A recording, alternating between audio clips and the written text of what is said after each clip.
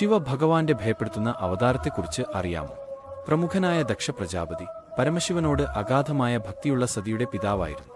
തന്റെ മകൾക്ക് ശിവനോട് സ്നേഹം ഉണ്ടായിരുന്നിട്ടും ദക്ഷൻ ശിവനെ അംഗീകരിച്ചില്ല. അവനെ സതിക്ക് യോഗ്യനല്ലാത്ത ഒരു സന്യാസിയായി വീക്ഷിച്ചു.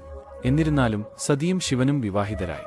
ദക്ഷൻ ഒരു മഹത്തായ യജ്ഞം സംഘടിപ്പിക്കുകയും ശിവനെയും സതിയെയും ഒഴികെ എല്ലാ ദേവന്മാരെയും മുനിമാരെയും ക്ഷണിക്കുകയും ചെയ്തു.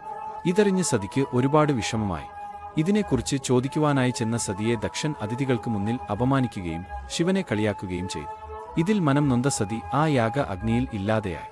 സതിയുടെ മരണം അറിഞ്ഞ ശിവൻ ദുഃഖത്താലും കോപത്താലും തന്റെ മുടിയുടെ ഒരു ഭാഗം എറിഞ്ഞു. അതിൽ നിന്ന് ശിവന്റെ കോപവും പ്രതികാരവും ഉൾക്കൊള്ളുന്ന ഒരു ഭയങ്കര യോദ്ധാവ് വീരഭദ്രൻ ഉയർന്നു.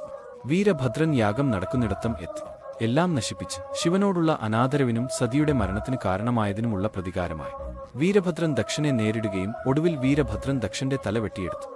ഇന്നും ശിവന്റെ ഈ അവതാരത്തെ പൂജിച്ചു വരുന്നു.